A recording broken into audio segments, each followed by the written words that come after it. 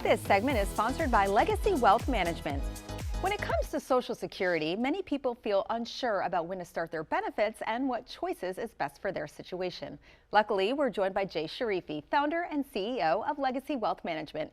He's here to walk us through the basics of Social Security in a way that's easy to understand. Welcome back, Jay. Great to see you. Yeah, thank you. Of course, easy to understand. That's what's so helpful, and that's what I love when I talk to you. You make it very easy to understand. So why is it so important to plan with your Social Security? Yeah, look, Social Security is a wonderful source of income. We have almost 3 decades we need to plan for. It's probably one of the longest periods of our times and the most expensive periods of our times we really need to take care of.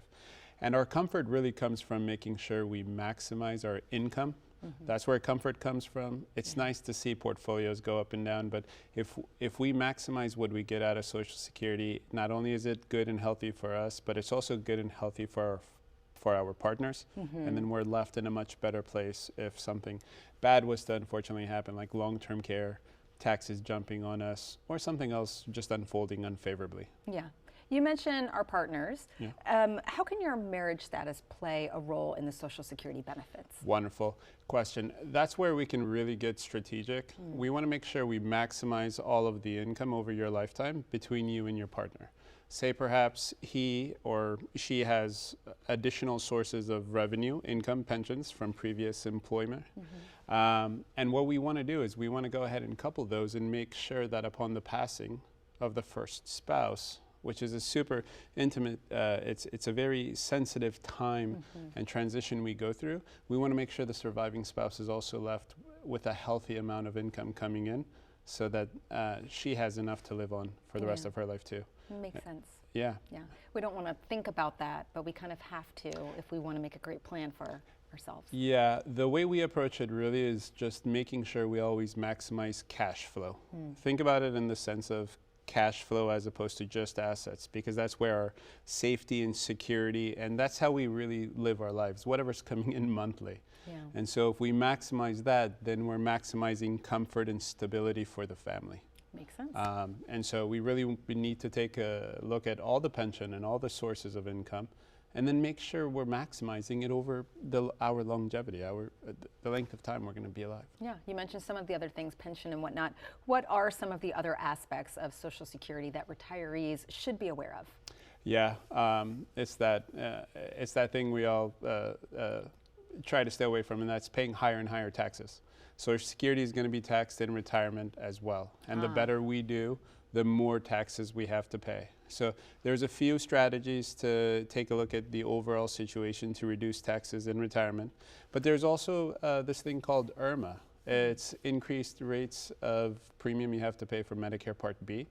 And if we're not cognizant of which brackets we fall into, or which brackets we are pushed into because of interest and dividends we receive throughout the year, what that does on the back end is that it starts to decrease the total amount you get because your IRMAA Part B rates will be escalated the following year. Got it. Most people don't catch this because it changes the following year, and the COLA you naturally should receive and benefit from goes towards paying the higher Part B premium. And so most people just think and say, hey, no change for Social Security, and they dismiss it. Yeah. But what really happened is that the year before they had a withdrawal or something happened to their taxable situation, and it pushed up their Part B premium, which means they're left with less the following year. And then they end up paying thousands of additional dollars, and if you're married, obviously, filing joint, you're doubling the amount you have to pay to Uncle Sam. So Got it. we just got to be cognizant of those issues. Got it. I was going to ask about paying tax on Social Security, but you mentioned, yes, you do. For anyone who's listening right now, if the things that you're saying are just making light bulbs go off and also maybe a little panic, like, oh gosh, I'm not doing this thing. How easy is it for them to maybe get started with a plan? It's incredibly easy. What we recommend is just speaking with at least 2 or 3 people first. Then you get an idea of who you're comfortable with. Most plans executed at the highest level comes down to having a trusted advisor. I know there's so much information online, social media, always bombarding you with information, but having someone you can trust and then carrying out a plan is where the magic happens. Just receiving the information isn't enough from our side. It's having a trusted advisor you can call and you can ask questions and you can make those adjustments come to life. Yeah. That's where the magic lies. All right. Jay, thank you so very much. Yeah. Very helpful. If you want to learn more about how Social Security can impact your retirement, call 877-650-4738 to receive the complimentary resource, The Social Security Decisions.